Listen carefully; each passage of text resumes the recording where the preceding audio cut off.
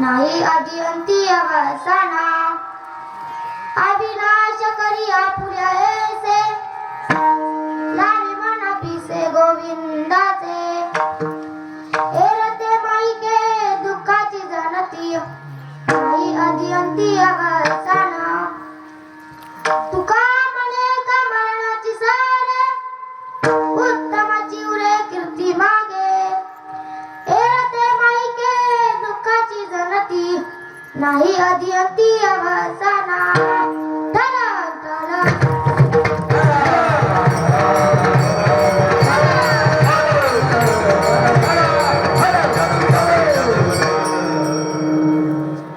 नमो विठ्ठला राजया पांडुरंगा नमो रुक्मिणी माऊली ज्ञानगंगा नमो पुंडलिका नमो चंद्रभागा नमस्कार माझा रुक्मिणी पांडुरंगा पांडुरंगा करू मन मन पांडुरंगा करू मन मन पांडुरंगा करू मन मन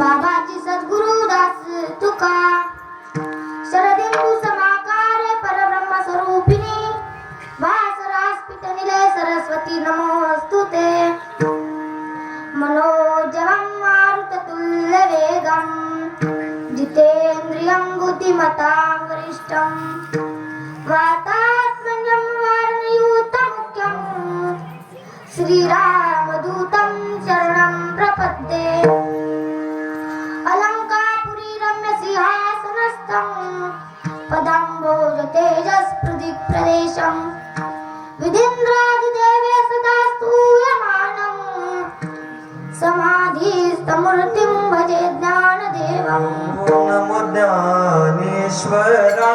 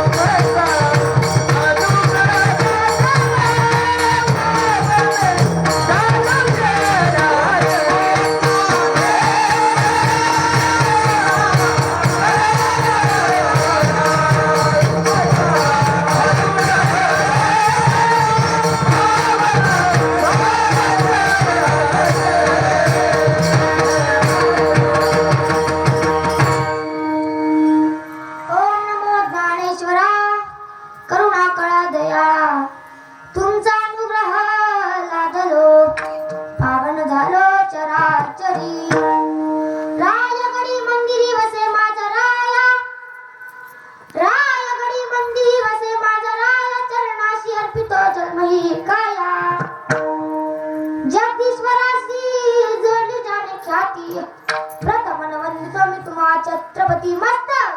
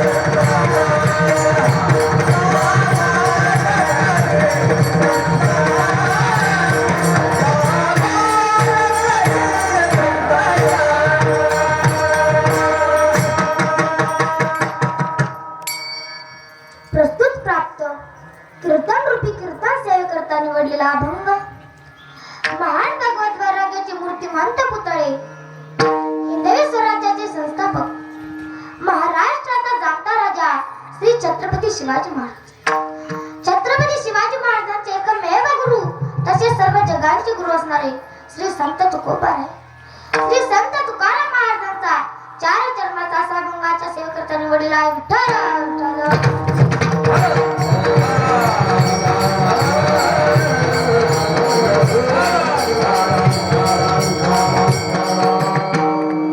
अभंगाला बोलण्यापूर्वी अल्पसा पर्याय देणे वक्त्याचं कर्तव्य ठरतं.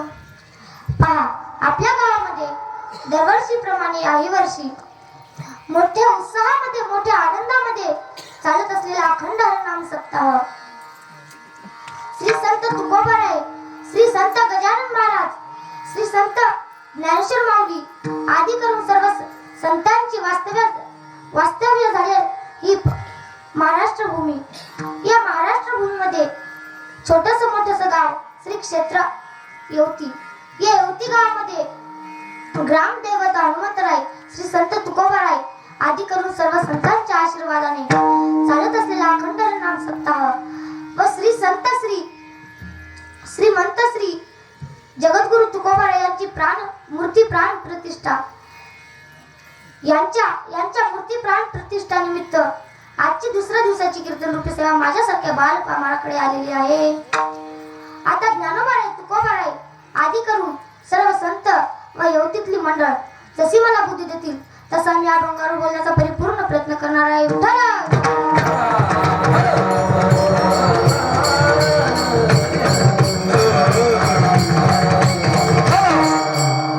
आता ही सेवा कोणत्या कारणाने हे आपल्याला माहिती, तरी पण मी तुम्हा सर्व सज्जन माय बापांच्या चरणी कीर्तनाला उभं राहण्याचा धाडस केलेला आहे. याचे एकमेव कारण म्हणजे माऊलीच्या वास्तव्याने पुरीत झालेली अलंकापुरी नगरीमध्ये श्री नागेश्वर भगवान वारकरी शिक्षण संस्थेतील ज्ञानाचे उत्तम असे शिक्षण घेत असताना जे काही माझ्या अल्पबुद्धीने ग्रहण केले ते तुम्हा सर्व सज्जन मायबापांच्या चरणी सांगण्याचा प्रयत्न करणार आहे.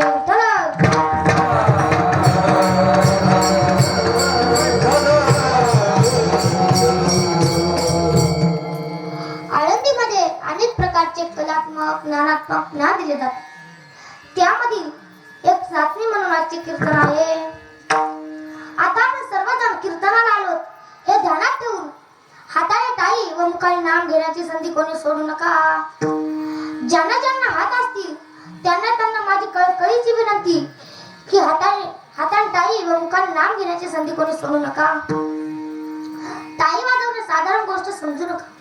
या टाळीमध्ये आपले नशीब किंवा शक्ती बदलण्याचे सामर्थ्य आहे आणि हे फक्त देहाकडूनच शक्य आहे. विठ्ठल विठ्ठल.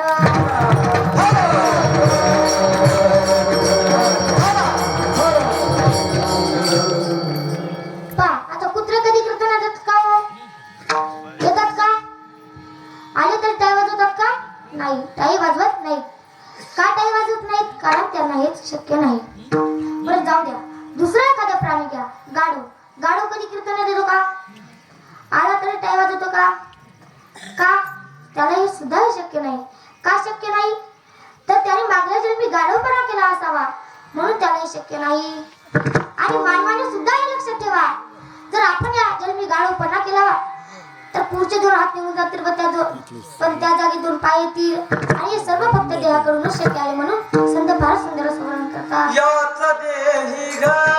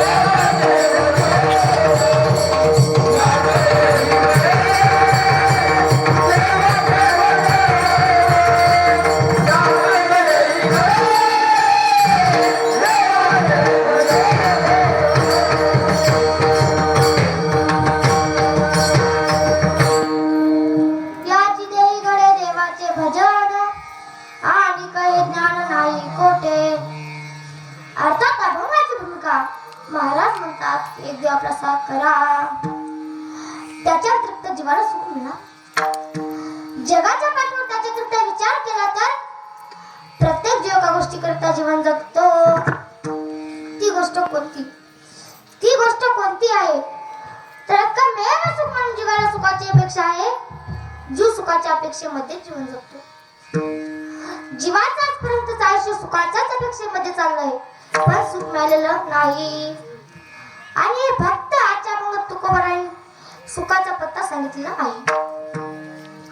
आता माझी शंका अशी आहे की जो देव प्रत्येकाच्या हृदयामध्ये राहतो, जो देव प्रत्येकाच्या अंतःकरणामध्ये राहतो, तो देव आपल्याला करायची गरज तरी काय? पण तुकोबारा म्हणतात आपुला तो एक देव करून घ्यावा, ते नेविन जीवा सुख नव्हे. आता आपल्या सर्वांना हरिपाठ पाठ आहे. आपण सर्वजण हरिपाठ वाचतो, ऐकतो. हरिपाठामध्ये 2 प्रमाण आहेत. पहिलं प्रमाण म्हणजे एक हरी आत्मा जीव शिव समा वाया तू दुर्गा गाली मन. आणि दुसरं प्रमाण म्हणजे सर्व घटी राम देहानी एक सूर्यप्रकाशत सहस्रशमी. मला असं सांगायचं सज्जन हो, 15व्या अध्यायामध्ये अर्जुनाला भगवान परमात्मा सांगतात, अर्जुना मी प्रत्येकाच्या हृदयामध्ये राहतो. तिथेच एक श्लोक आहे बघा, सर्वस्य चाहं हृदि सन्निविष्टो मत स्मृती ज्ञानमपोहनं च वेदे च सर्वे रामवेद वेदांत कृद्वेद विदेव च विठ्ठल.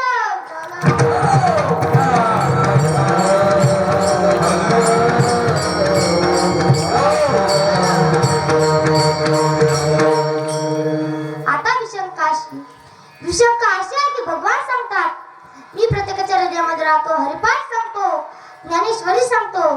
तिथेच कवी आहे बघा, जैसा हृदयामध्ये रामू असता सर्व सुखाचा आरामू की भ्रासरांती कामू विषयावरी. मी प्रत्येकाच्या हृदयामध्ये राहतो. अर्जुनात जसं भगवान परमात्मा सांगतात तसंच ज्ञानेश्वरीमध्ये ज्ञानोबा सांगतात की मी प्रत्येकाच्या हृदयामध्ये राहतो. जर भगवान परमात्मा हृदयामध्ये राहत असेल तर आजच्या अभंगात तुकोबाराय का बोलतात की आपुला तो एक देव करून घ्यावा. याचं उत्तर आपल्याला सांगायचे. त्याच्या आधी त्या बाजूला विक्रा विठ्ठल विठ्ठल.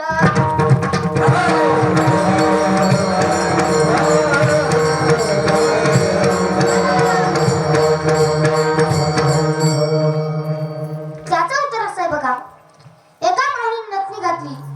नाथबाबांनी गाथामध्ये फार सुंदर असं वर्णन केलेलं आहे. एका माऊलीने नथनी घातली आणि गावाच्या सप्त्याला कीर्तनाला आली. कीर्तनाला आल्यानंतर तिच्या नाकात नथनी छानपैकी डुलायची. आता बघा ना महाराज, ज्यांच्या नाकात नथनी ती किती सुंदर असतो. माय माऊल्या पहा, नाकातली नथनी डुलायची. चहा पिताना नाकातली नथनी डुलायची. पाणी पिताना नाकातली नथनी डुलायची. ती माऊली नथनी वर करायची आणि मग चहा प्यायची. पण आज काय झालं, कीर्तन झाल्यानंतर ती माऊली घरी आली. घरी आल्यानंतर त्या गंगूनं, याचं जर एखादी गंगू असेल तर माफ करा बरं, कारण मी नाथबाबांनी सांगितलं गंगूचं सांगतो. त्या गंगूनं नाकातली नथनी काढली आणि गळ्यातल्या पोताला अडकवली. गळ्यातल्या पोताला नथनी अडकवल्याच्या नंतर तिला नथनीचा विसर पडला. नथनीचा विसर पडल्यानंतर ते रात्रभर तिच्या लक्षात आलं नाही. आणि सकाळी जेव्हा ती आंघोळीच्या टायमाला मिश्री लावायला सुरुवात केली, जशी तिने मिश्री लावायला सुरुवात केली तशी तिच्या नाकातली नथनी छानपैकी डुलायची. पण आज मात्र नाकातली नथनी डुलना. मग गंगूच्या लक्षात आलं, माझी नथनी हरवली म्हटल्याबरोबर सगळ्यात पहिल्यांदा ती कीर्तन मंडपाकडे आली. कीर्तन मंडपाकडे आल्यानंतर सर्व महाराज मंडळींना म्हणाली, अहो महाराज मंडळी, मी रात्री कीर्तनाला आले होते, जेवून गेले. जेवेपर्यंत माझी नथनी होती, पण आता मात्र माझी नथनी हरवली. तुम्हाला माझी नथनी सापडली का हो? त्यांनी सांगितलं, नाही माऊली, तुझी नथनी आम्हाला सापडली नाही. आता मला सांगा, नथनी तिच्यापाशी होती का हरवली होती हो? बरं, तिच्यापाशी होती का हरवली होती? तिच्यापाशी होती. आता मात्र एका दादाची जी फजिती अशी झाली की रस्त्यात जातात प्रत्येकाने विचारायची, माझी नथनी सापडली का, माझी नथनी सापडली का. तसं त्यावेळेला काही गायनाचार्य, तिने त्या गायनाचार्याला विचारलं, माझी नथनी सापडली का हो? पुढे गेल्यानंतर बकवाजी भेटले. त्यांना विचारलं, माझी नथनी सापडली का हो? पेटी मास्तरला सुद्धा विचारलं, माझी नथनी सापडली का? तर तिघांनी सुद्धा सांगितलं, नाही माऊली, तुझी नथनी आम्हाला सापडली नाही. तसं त्यावेळेला तिला एक म्हातारी भेटली. तिने त्या म्हातारीला विचारलं, का ग गंगू, काय रडते तू? तिने सांगितलं, आत्या, काय सांगू तुम्हाला, तुमच्या लेकानं, माझ्या नवऱ्यानं माझ्याकरता 1.5 ग्रामची नथनी केली होती. आता जर त्यांना कळालं तर मला हंदेशिवाय राहणार नाही. एवढ्या कोरोनाच्या काळामध्ये, एवढ्या दुष्काळामध्ये त्यांनी माझ्याकरता नथनी केली होती. आत्या, मी कधी कोणाचं वाईट केलं नाही. आत्या, मी गावातल्या सप्त्याला पंक्ती दिल्या. आत्या, मी जे नाही ते केलं. आत्या, माझी नथनी सांगा ना. तेवढ्यात त्या आत्याची नजर तिच्या गळ्यातल्या पोताकडे गेली. आत्या म्हणाली, मी तुला तुझी नथनी सांगेन, पण तू मला काय देशील? आजकालच्या म्हाताऱ्या लय चॅप्टर असतात बरं का. ती म्हणाली तू मला काय देशील. गंगू म्हणाली मी तर मला एका भारी हॉटेल मधली जिलेबी खायला दिली, पण मला माझी नथनी सांगा. आत्या म्हणाली ठीक आहे, घरी जा आणि तुझं सर्व शरीर निहाळून पाय. गंगून अगदी तसंच केलं. घरी गेली, पडदा बाजूला केला आणि सर्व शरीर निहाळून पाहायला लागली. जशी जशी ती हृदयापाशी आली तसा तिचा हात नथनीला लागला. जसा नथनीला हात लागला तिने डायरेक्ट कपाटावरती उडी मारली.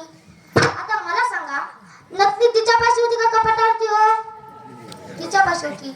म्हणून नागबाबा एका ठिकाणी सांगतात, तुझा आहे तुझ्या पाशी परी तुझा जागा चुकलासी. नागबाबा वर्णन करतात बघा, तुझा आहे तुझ्या पाशी परी जागा चुकलासी. तुम्हाला आम्हाला देवाचा विसर पडल्यामुळे तुकोबाराने असा अनुभव असावं तेच आजच्या अभंगाच्या प्रथम चरण सांगतात. आपण तो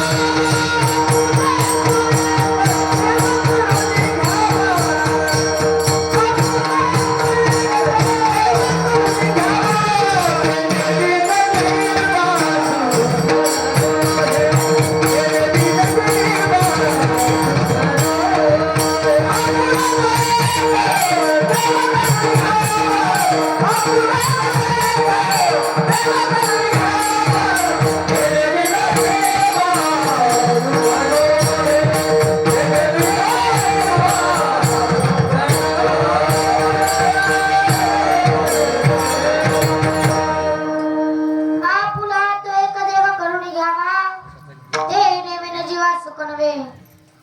महाराज म्हणतात तो देव आपला सकरा. याचं कारण ते नेहमी जीवा सुख नव्हे तर मला जीवाला सुख कधी मिळेल? जोपर्यंत आपण एक देव आपल्याचा करत नाही तोपर्यंत जीवाला सुख मिळत नाही. मानव जन्माला आल्यापासून मरेपर्यंत एका गोष्टीकरिता जीवन जगतो. सर्व सुखाची आशा जन्म गेला, क्षण एका मुक्ती यज्ञ नाही केला. सर्व सुखाची आशा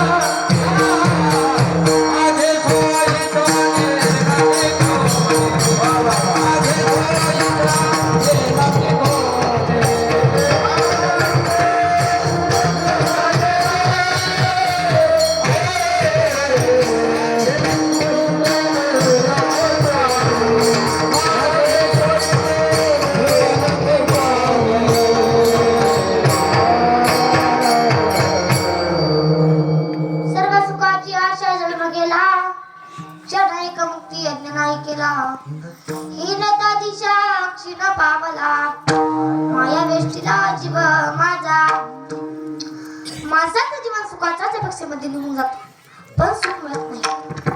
असं कुठपर्यंत सुख मिळत नाही हो? जोपर्यंत आपण एक देव आपल्याचा करत नाही तोपर्यंत जीवाला सुख मिळत नाही. देव तुमच्या पाशी. आता देव म्हणजे काय? देव या शब्दाचे शास्त्रात 10 अर्थ आलेले आहेत. त्यामधले 3 महत्वाचे वाटतात बघा. पहिला, ज्याच्याकडे दिव्यत आहे तो देव. दुसरा, जो सर्वांना सर्वता देतो तो देव. आणि तिसरा, जीव धातूंपासून निर्मित झालेला देव. हिंदू धर्मामध्ये 33 कोटी देव मानतात. 33 कोटी देव नसून 33 कोटी संख्या आहे. 33 कोटी देव नसून 33 कोटी संख्या आहे. पहिला बघा, 12 आदित्य, दुसरा 11 रुद्र, तिसरा अष्टविसू आणि चौथा 2 अश्विनी कुमार. या चौघांची जर बेरीज केली तर 33 होते. आणि हे 33 कोटी देव माऊलींच्या एकाच ओवीत आलेत बघा. हे रुद्रदित्यांचे मेळावे व सुवर्ण साध्य अवघे, अश्विनी देवा विश्वदेव विभवे वायुवे. देव म्हणजे सुख आहे महाराज. सुख लागे जरी करीसी तळमळ, तरी तू पंढरीसी जाळ एक वेळ. मग तू अवघाची सुखंप होसी, तरी तू पंढरीसी जाळ एक वेळ. आपल्याला जर देव पाहिजे असेल तर जीवाने जास्त फिरू नये महाराज. जीवाने जास्त फिरू नये. सायास करीसी प्रपंच दिननीसी, हरिसी न भरिसी कोण्या गुणे. हरी मुखे म्हणा, हरी मुखे म्हणा, पुण्याची गणना कोणा करी. पण इथे एक वैशिष्ट्य आहे महाराज. इथे एक वैशिष्ट्य आहे. तुकोबाराने एक देव आपल्याला करायला सांगितलंय, पण त्या देवाचं सांगितलं नाही. विठ्ठल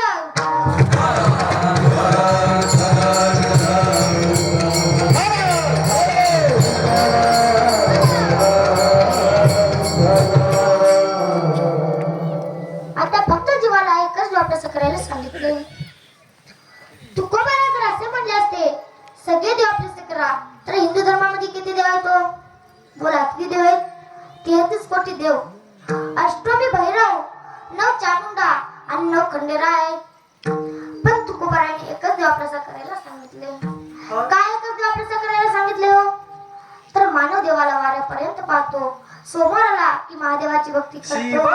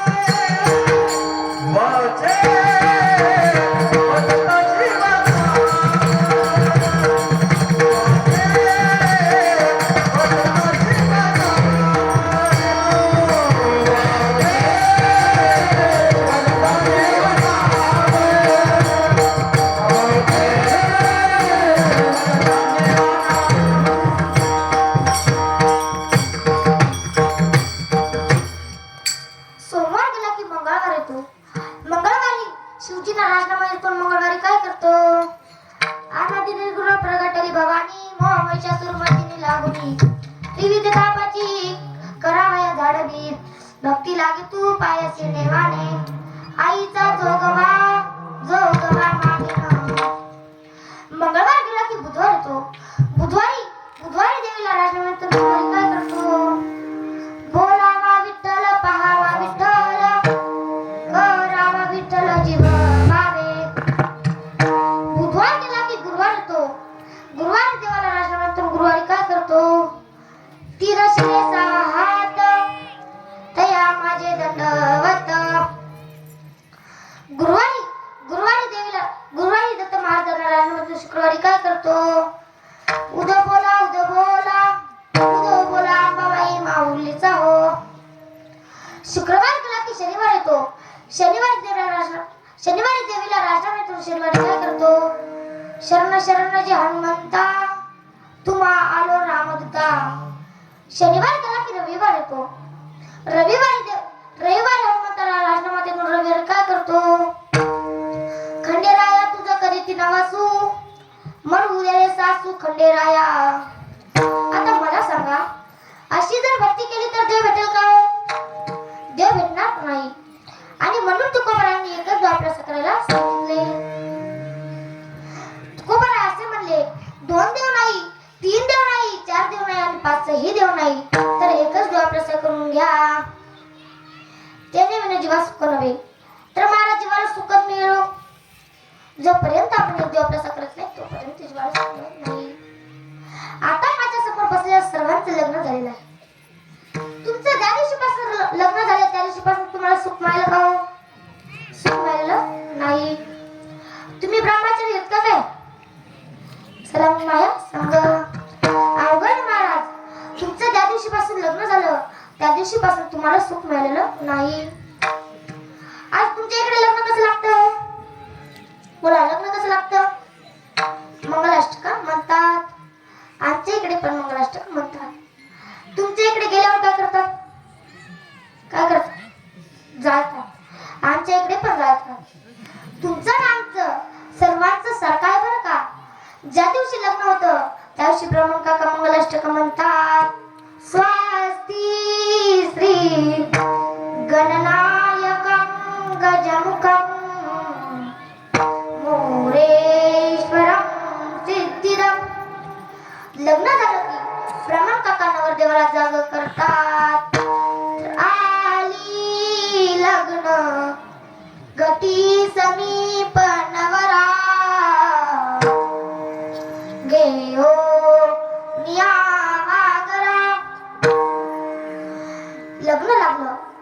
एका थोर मोठ्या पुरुषाचं लग्न होतं. त्या पुरुषाचं नाव काय? तर रामदास स्वामी. त्या पुरुषाचं नाव रामदास स्वामी. लग्न लागलं आणि ब्राह्मण काकांनी मंगलाष्टक म्हणायला सुरुवात केली. आली लग्न गती समीप नवरा घेओ नियागरा. लग्न लागलं आणि ब्राह्मण काकांनी नवरदेवाला सावधान म्हटलं, आजपासून तुझ्या मागं महामाया लागली. महामाया म्हणजे काय हो? तर आजपासून साखर संपली, ना तेल संपलं. हे सर्व कशामुळे झालं महाराज? तर संसारामुळे झालं. तुम्ही महिला मंडळ फक्त आणाय म्हणायचं आणि पुरुष मंडळींनी आणायचं काम करायचं. आता माझ्या कीर्तनाला 5% पुरुष मंडळी आली, 5% महिला मंडळी आली, 5% महिला मंडळी, 5% पुरुष मंडळी मधली अर्धी पुरुष मंडळी गेलीत. चहा पावडर संपली, ना तेल संपलं, ना. हे सर्व कशामुळे झालं महाराज? तर संसारामुळे झालं. संसार दुःखामुळे चौकडे हिंगळ. सुखाचा विचार नाही.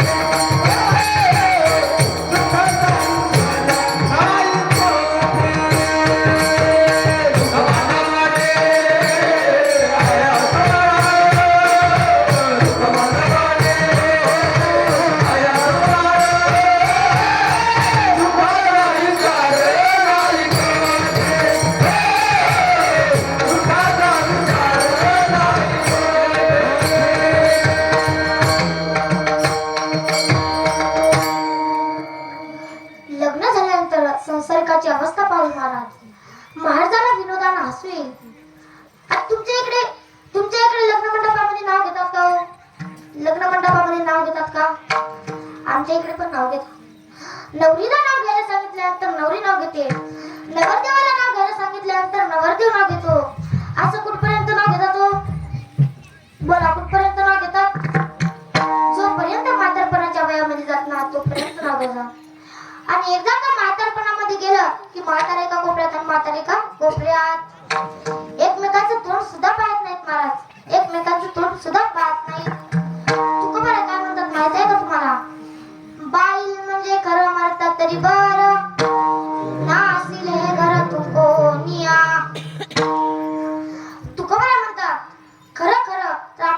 काय म्हणते तर नासिले घर तुमको निया, नासिले घर तुमको निया. आज तुमच्या इकडे कोरोना आला होता का? कोरोनामध्ये काय एखादा म्हातारा खोकू करायला की म्हातारी म्हणते ओ उठा इथून, नुसते घरामध्ये थुकत राहता पचपचा. म्हाताऱ्याची काय अवस्था झाली महाराज.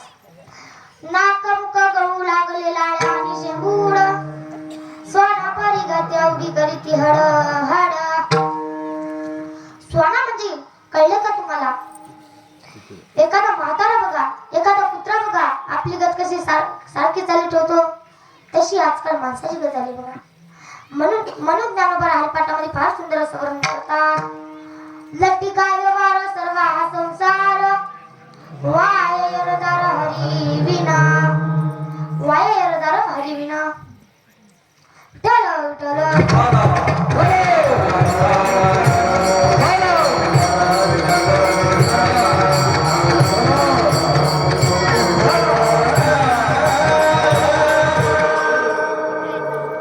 मी तुम्हाला एक दृष्टांत सांगतो. एका गावामध्ये रस्त्याच्या बाजूला एक महात्मा राहत होता. त्या महात्म्याकडे खूप सारे रत्ने होती. एके दिवशी त्या महात्म्याने ते रत्ने बाहेर टाकली. त्या ठिकाणाहून 4 बायका चालल्या होत्या. तिच्यात एकीची नजर त्या रत्नाकडे गेली. ती पळत पळत आली आणि ते रत्न गोळा केली. आता त्या चौघींमध्ये भांडण लागले. शेवटी काय करावं म्हणून त्यात ते रत्ने विकली आणि पैसे वाटून घेतले. पण रत्ने कुठून आली यांचा त्याच्या डोक्यात विचार आला नाही. काही दिवसांनी त्या महात्म्याने परत रत्ने बाहेर टाकली. त्या ठिकाणाहून 4 पुरुष चालले होते. त्या पुरुषांनी सुद्धा ते रत्ने उचलले, पण त्यांच्या सुद्धा डोक्यात विचार आला नाही की रत्ने कुठून आली. एके दिवशी महात्म्याने विचार केला व काही दिवसांनी त्या रस्त्यावरून माणसाचा गोळपा चालला होता. त्या महात्म्याने त्या घोळप्यावर दगड फेकून मारले. काहींना दगड लागले तर काहींना दगड लागले नाहीत. काहींना दगड लागले तर काहींना दगड लागले नाहीत. ज्यांना दगड लागले ते धावत धावत आलेत आणि साधू जाब विचारला. महात्मा म्हणाला, रत्ने कुठून आली याचा तुमच्या डोक्यात विचार आला नाही. रत्ने उचलली आणि तुम्ही श्रीमंत झालात, पण रत्ने कुठून आली यांचा डोक्यात तुमचा विचार आला नाही. हे समजण्याकरिता मी तुम्हाला दगड फेकून मारले.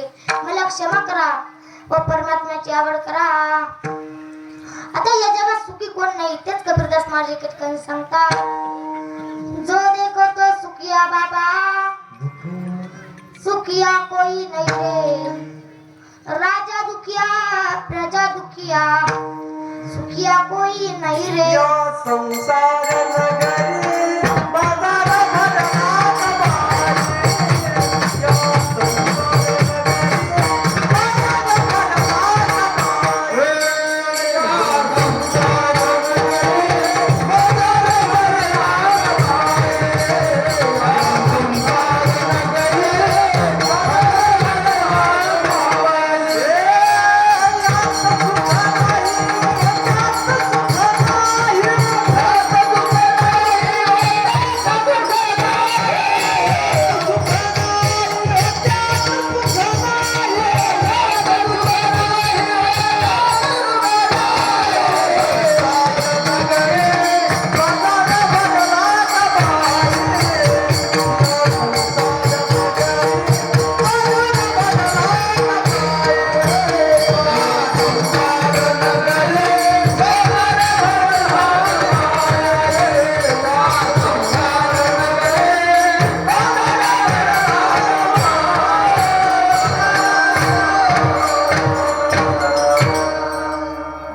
जो देखो तो सुखिया बाबा, सुखिया कोई नहीं रे. राजा दुखिया प्रजा दुखिया, सुखिया कोई नहीं रे. आता तुम्हाला वाटत असेल आम्ही कीर्तनकार लय सुखी आहोत. आज एका गावाला, उद्या एका गावाला आणि परवा एका गावाला. तुम्हाला वाटत असेल कीर्तन करायची लय मजा आहे. लय मजा नाही तर लय हाजा आहे बरं का. जाऊ द्या. तर आपला विषय कशाचा चालू होता? संसाराचा. तर हा संसार कसा आहे? दुःख बांधवडी आहे. दुःख बांधवडी आहे हा संसार.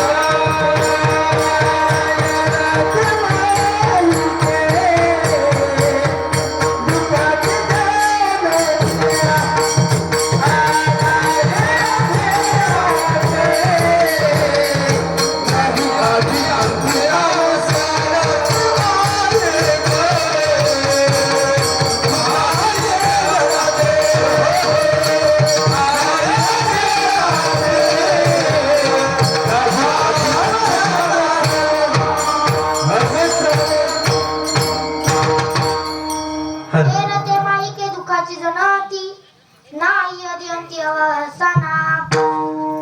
महाराज म्हणतात आधीही सुख नाही आणि अंतीही सुख नाही, त्याला संसार असे म्हणतात. पण जाऊ द्या, सगळ्यात जास्त आता माझ्या माय मौल्यांना प्रश्न, तुमच्या संसारामध्ये सगळ्यात जास्त प्रेम कोणावरती असतं? कोणावरती असतं? मुलावरती. मुलावरती प्रेम असतं. तुम्ही ज्या मुलावरती प्रेम करता तो मुलगा तुमच्यावरती फिरून प्रेम करतो का? फिरून प्रेम करतो का? नाही, फिरून प्रेम करत नाही. माँ बाप को कोई ना माने और को बहुमान रे, आई रे बेईमान दुनिया आई रे. तर बघा, ज्याने एवढे सगळे नियम केले तो देवाला सुद्धा पूजनीय आहे महाराज. तो देवाला सुद्धा पूजनीय आहे असे नागराज महाराज म्हणतात. म्हणून आवडीने नामस्मरण करा, तुळशी माळ गळा घाला आणि आषाढी कार्तिकी पंढरीची वारी करा. तुळशी माळ करा, मोती चंदन टिळा. तुळशी माळ करा, मोती चंदन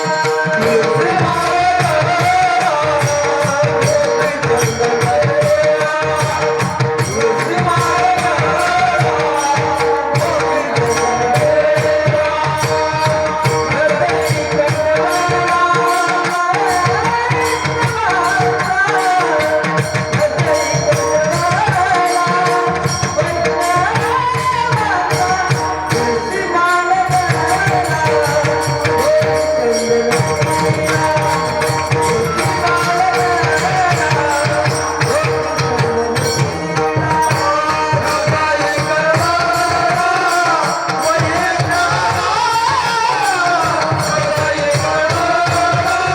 तुळशी माळ करा,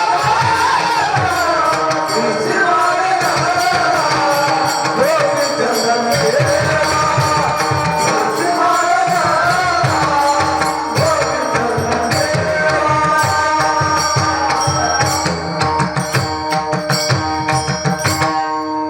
तुळशी माळ गळ्या गोपीचे नंदीळा, हृदयी कळवळा वैष्णवांचा. आणि तुम्ही हे सगळे नियम आणि आई वडिलांची सेवा जर नाही केली आणि इकडे तिकडे जर फिरत बसला तर हे तुमचं तीर्थाचं पुण्य आहे महाराज, तीर्थाचं पुण्य आहे. कारण सगळे तीर्थक्षेत्र आपले आई वडीलच आहेत. आणि म्हणून आई वडिलांची सेवा करा, आणि म्हणून आई वडिलांची सेवा करा. आई हे घराचं मांगल्य, आई हे घराचं मांगल्य तर बाप घराचा आधारस्तंभ असतो. ज्याने आपल्याला अनमोल जन्म दिला आणि ज्या बापाने आपल्याला लहानापासून मोठं केलं त्या आई वडिलांना कधी विसरू नका महाराज. अरे मेहंदी रंग लाती है, मेहंदी रंग लाती है सुख जाने के बाद, मेहंदी रंग लाती है सुख जाने के बाद, माँ तेरी याद आती है दूर जाने के बाद, दूर जाने के बाद. आणि आपण सर्वांना विसरू पण आई वडिलांना कधी विसरू नका महाराज. आई वडिलांना कधी विसरू नका. त्यांचे अनंत उपकार आपल्या पाठीमागे आहेत. पैसा तर भरभरून मिळेल, पैसा तर भरभरून मिळेल, पण एकदा गेलेले आई वडील काही पुन्हा पुन्हा मिळू शकणार नाही, पुन्हा पुन्हा मिळू शकणार नाही. आणि म्हणून आई वडिलांची सेवा करा. विठोबा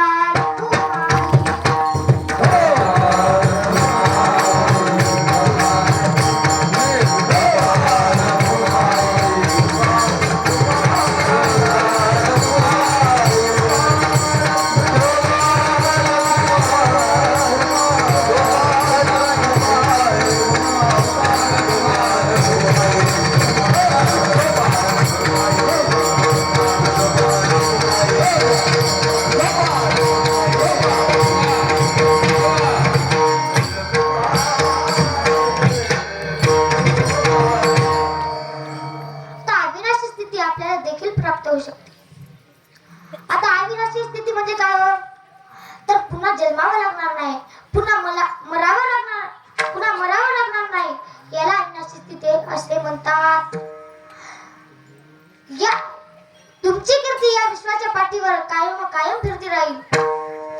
आता आपल्याला श्री संत तुकाराम महाराज, श्री संत ज्ञानोबाराय, शिवाजी महाराज आपल्याला जर नसतील दिसत तरी त्यांची कीर्ती आपल्या पाठीमागे आहे महाराज. त्यांची कीर्ती आपल्या पाठीमागे आहे. हेच आजच्या अभंगाचे कार्य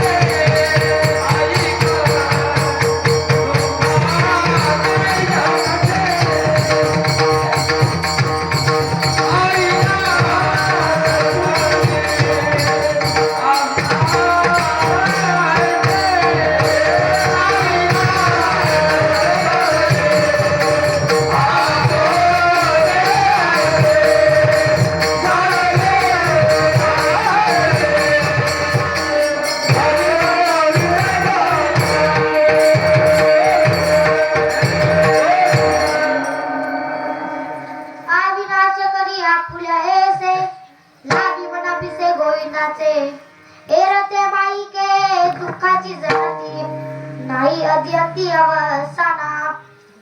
बघा मी नेहमी एका राजाचं वर्णन करत असतो ते म्हणजे छत्रपती संभाजीराजे. छत्रपती संभाजीराजेंना बहादूर गडावरती आले होते. ज्यावेळेस छत्रपती संभाजीराजे बहादूर गडावरती होते, छत्रपती संभाजीराजे बहादूर गडावरती असताना छत्रपती संभाजीराजे औरंगजेबाच्या समोर उभे होते. औरंगजेबाच्या समोर उभे होते. छत्रपती संभाजीराजेंना सकाळ दंडामध्ये बांधण्यात आलं होतं. रात्रीच्या 12-1 वाजता छत्रपती संभाजीराजेंना बहादूर गडावरती आणण्यात आलं होतं. छत्रपती संभाजीराजेंना औरंगजेब म्हणाला, अरे संभा बोल, तू धर्म सोडतोस का नाही? अरे संभा बोल, धर्म सोडतोस का नाही? तेव्हा संभाजीराजे म्हणाले, अरे औरंग्या, जीव गेला तरी चालेल पण हा संभा धर्म सोडणार नाही, धर्म सोडणार नाही, हा संभा धर्म सोडणार नाही. अरे वाघाला पिंजरात कोंडल्यानं वाघाचा वाघपणा कधी जात नसतो रे, वाघाचा वाघपणा कधी जात नसतो. आणि एकदा पिंजराचं कुलूप तर खोलून बघ, कळेल तुला सह्याद्रीचा छावा. अरे वाघाच्या जबड्यात घालून यात मोजतही दात मराठ्यांची. आणि एकदा साखळदंडाचं कुलूप तर उघडून बघ, तुला सह्याद्रीचा छावा कळेल. औरंगा, सह्याद्रीचा छावा तुला कळेल. दादा छत्रपती संभाजीराजे मृत्यूच्या दारात उभे होते. 16 मार्च 1989 रोजी वार गुरुवार याच मार्च महिन्यात छत्रपती संभाजीराजे शहीद झाले. छत्रपती संभाजीराजे औरंगजेब म्हणाला, अरे संभा बोल, धर्म सोडतोस का नाही? अरे झुकल्या वेदना झुकले सारे, अरे झुकल्या वेदना झुकले सारे, छावा झुकला नाही. अरे प्राण सोडले धर्मासाठी पण धर्म सोडला नाही यार, धर्म सोडला नाही. वडूळकापूर नावाचं गाव होतं महाराज, तुळापूर नावाचं गाव होतं, ज्या गावात छत्रपती संभाजीराजेंना आणण्यात आलं होतं. ज्या प्रमाणात काकडी चालतात त्या प्रमाणात छत्रपती संभाजीराजेंचे शरीर शहरात आलं होतं महाराज. छत्रपती संभाजीराजे मरणाच्या दारात उभे होते. छत्रपती संभाजीराजेंना औरंगजेब म्हणाला, आज संभा बोल, धर्म सोडतोस का नाही? आज जीव गेला तरी चालेल पण हा संभा धर्म सोडणार नाही. आणि या महाराष्ट्रासाठी, या हिंदवी स्वराज्यासाठी छत्रपती संभाजीराजे शहीद झाले. छत्रपती संभाजीराजेंच्या बाजूला बांधलेला कवी कलश सहज बोला, अरे पराक्रमी परमप्रतापी शेर शिवा का चाहा था, अरे पराक्रमी परमप्रतापी शेर शिवा का चाहा था, देश ब्रह्म पर मिटने वाला एक ही शंभू राजा था रे, एक ही शंभू राजा था. रक्ताचा चिळ कंडा उडत होता महाराज, असा राजाचा पराक्रम होता. आणि भवानी मातेचा लेख तो, भवानी मातेचा लेख तो महाराष्ट्राचा तो राजा होता. आणि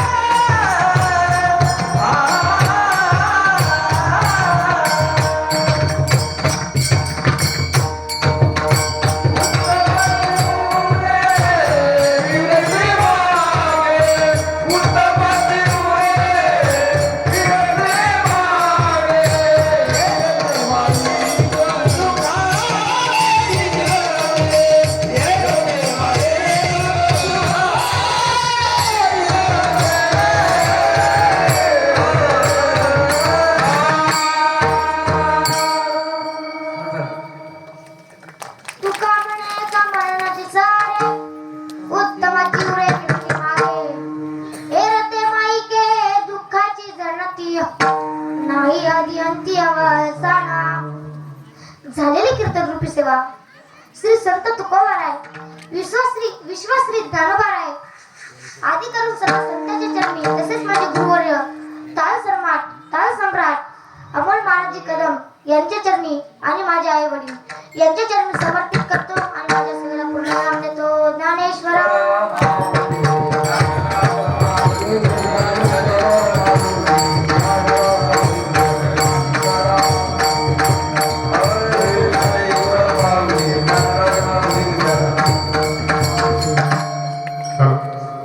जास्त वेळ घेणार नाही, फक्त 3 ते 3.5 मिनिटं. आपुलिया हिता जो असे जागता, धन्य माता पिता तयाची या. बस एवढ्या थोडी महाराजांसाठी म्हणायच्या होत्या, कारण एवढ्या बाल वयामध्ये एवढी भव्य स्टेज डेअरिंग. 26 जानेवारी आहे, आम्ही शाळेमध्ये विद्यार्थ्यांची भाषणाची प्रॅक्टिस करून घेत आहोत. 3.5-4 मिनिटाचं भाषण पाठ करून घेण्यासाठी किंवा तयारी करून घेण्यासाठी आम्हाला काय कष्ट घ्यावे लागतात आणि विद्यार्थ्यांची काय परिस्थिती होते याची आम्हाला जाणीव आहे. परंतु जवळजवळ 1.5 ते 2 तास कंटिन्यू सहज बोलणं हे इतकं सोपं नाही. यासाठी प्रचंड कष्ट, मेहनत आणि व्यासंग असावा लागतो, जो आपल्याला या बालकामध्ये पाहायला मिळतो. खरंच यांचे आई वडील धन्य आहेत ते माता पिता. कारण ही गादीच अशी आहे की आवर्जून म्हणावंसं वाटतं. मी म्हणजे ते मुद्दाम शोधून ठेवलं होतं महाराजांसाठी की या ठिकाणी आल्यानंतर ही ताकद, ही शक्ती ही वेगळी आहे. ही ताकद आहे तुकोबांची, ही ताकद आहे नामदेवांची, ही ताकद आहे नाथ महाराजांची, बहिणाबाईंची. या गादीवर उभं राहिल्यानंतर आपुलिया बळे नाही मी बोलत, सखा कृपावंत वाचा त्याची. म्हणजे आपण या गादीवर उभं राहिलात की बोलता बोलविता धनी वेगळा असे, अशी या ठिकाणी आपल्याला प्रचिती पाहायला मिळाली. महाराज, मी आपल्याला विनंती करतो आणि शुभेच्छा देतो आम्हा यवती गावकऱ्यांच्या वतीने. आपलं भविष्य खूप उज्ज्वल आहे. त्यांच्या माता पित्यांना शिक्षक या नात्याने विनंती करतो की महाराजांच्या कीर्तनाच्या तारखा सांभाळता त्यांचा अभ्यास कमी पडता कामा नये. त्यांच्या अभ्यासाला सुद्धा पुरेपूर वेळ मिळावा, म्हणजे भविष्यात वारकरी संप्रदायाला एक परिपक्व असा माणूस मिळेल. तेव्हा त्यांच्या अभ्यासाची सुद्धा आपण काळजी घ्यावी. कारण आतापासून जर बोलत गेले तर त्यांची वाचा, त्यांचा आवाज आणि व्यासंग यामध्ये कुठेही बाधा मिळता कामा नये. पुन्हा एकदा यवतीवासियांच्या वतीने महाराज आपल्याला खूप खूप शुभेच्छा आणि महाराजांसाठी एकदा जोरदार टाळ्या झाल्या पाहिजे. आजच्या या आपण सर्वजण या कीर्तनामध्ये मंत्रमुग्ध झालो. बिलकुल इकडे तिकडे पाहायची इच्छा होत नव्हती की महाराजांचे काही शब्द सुटतील का. अभ्यास खूप उत्तम आहे, तयारी खूप उत्तम आहे आणि वारकरी संप्रदायाची महाराज आपल्या हातून भरघोस अशी सेवा घडावी अशा पुनश्च एकदा शुभेच्छा देतो. आजच्या या कीर्तनाचे जे सौजन्य आहे, कीर्तनकार हरिभक्त परायण कुणाल महाराज बेंद्रे, बालकीर्तनकार आळंदी देवाची इथून शिक्षित आहेत. आणि या कीर्तनाचे सौजन्य श्री दत्तरावजी पांडुरंग माळेकर यांना अशी विनंती करतो की त्यांनी समोर यावं व आपला सत्कार स्वीकारावा. त्यानंतर सकाळचे अन्नदाते श्री विठ्ठल यशवंता माळेकर यांनी सुद्धा समोर येऊन आपला सत्कार स्वीकारावा. त्यानंतर दुपारचे अन्नदाते सर्व महिला आहेत आणि त्यांच्या वतीने श्री माधव आनंदा माळेकर हे सत्कार स्वीकारणार आहेत.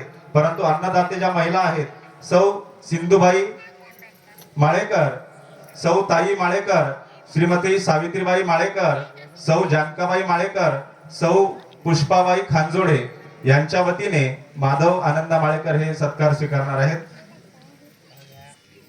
दत्तरावजी माळेकर यांनी सुद्धा समोर यावं. दिनांक 28 तारखेला आपला जो भव्य महाप्रसाद होणार आहे, त्या महाप्रसादासाठी आतापासूनच या ठिकाणी अन्नदान येण्यास सुरुवात झालेली आहे, ज्यामध्ये श्री बंडू तुळशीराम शिंदे बंडू नाना यांच्याकडून 100 किलो साखर आणि श्री आमचे मार्गदर्शक आदरणीय श्री दादारावजी रामजी शिंदे सर यांच्याकडून सुद्धा 100 किलो साखर या ठिकाणी प्राप्त झालेली आहे. देणाऱ्याने देत जावे, घेणाऱ्याने घेत जावे, घेणाऱ्याने घेता घेता देणाऱ्याचे हातही घ्यावे या म्हणीप्रमाणे आपल्या या जिजाऊ सृष्टी व तुकाराम धाम या प्रकल्पाकरिता अनेक मदतीचे हात आता गावातूनच नव्हे तर महाराष्ट्रभरातून समोर येत आहेत, ज्यामध्ये संत तुकाराम महाराज यांच्या मूर्तीसाठी श्री सन्मान्य संजू पाटील आपले शेजारी वरुड तोफा यांच्याकडून 11,000 रुपयाचं दान या ठिकाणी प्राप्त झालेलं आहे. त्याचबरोबर नाफेड खरेदी केंद्र नागठाणा यांचे संचालक श्री रामभाऊ सोळंके यांच्याकडून सुद्धा 11,000 रुपयाचं शिवदान या ठिकाणी प्राप्त झालेलं आहे.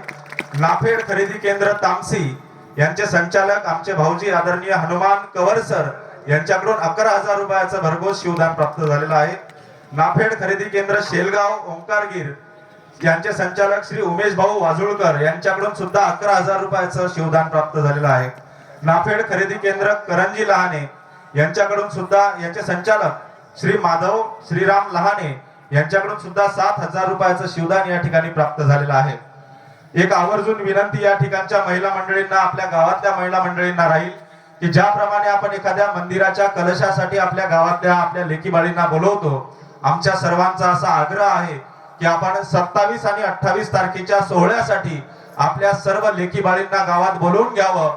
आपल्या या नेत्रदीपक आणि सुवर्ण सोहळ्याचं साक्षी होण्याची संधी आपण आपल्या लेकीबाळींना सुद्धा द्यावी. तेव्हा 27 आणि 28 तारखेसाठी आपण आपल्या लेकीबाळींना सुद्धा आवर्जून बोलवून घ्यावं. एक म्हणजे मुद्दाम सांगावं असं वाटतं, लहानपणापासून ज्यांच्या गळ्याचे आम्ही फॅन आहोत अशा आदरणीय केशव महाराज ढोरे यांना त्याच ताकदीने गाताना पाहताना आज मी सुद्धा वैयक्तिक मंत्रमुग्ध झालो. महाराज खूप खूप शुभेच्छा आणि धन्यवाद तुम्हाला. त्याचबरोबर ज्यांचे मृदंगावर वेगळे हात आज आपल्याला पाहायला मिळाले ज्ञानेश्वर महाराजांसोबत असे आपल्या गावचे भाचे गणेश महाराज काळे वसारी यांना सुद्धा खूप खूप धन्यवाद आणि येवती गावकऱ्यांच्या वतीने आपला शुभेच्छा. कारण आपण दोघही उमलते फुलं आहात. भविष्यामध्ये वारकरी संप्रदायाची आपल्या सर्वांना सेवा करायची आहे. अशाच आपल्या हातून मृदंगावर बोल पडत राहो. आम्हाला आपल्या गंभीर महाराज दिसतात, आपले बोल सुद्धा त्याच तोडीचे हो. अशा शुभेच्छा मी येवती गावकऱ्यांच्या वतीने आपल्या सर्वांना देतो. आपण उद्या होणारी जी कीर्तन सेवा आहे, महाराष्ट्रातील नामवंत कीर्तनकार जे अध्यक्ष आहेत महाराष्ट्र राज्य वारकरी महामंडळाचे असे ज्येष्ठ कीर्तनकार आदरणीय हरिभक्तपरायण प्रकाश महाराज जवंजाळ यांची कीर्तन सेवा उद्या होणार आहे.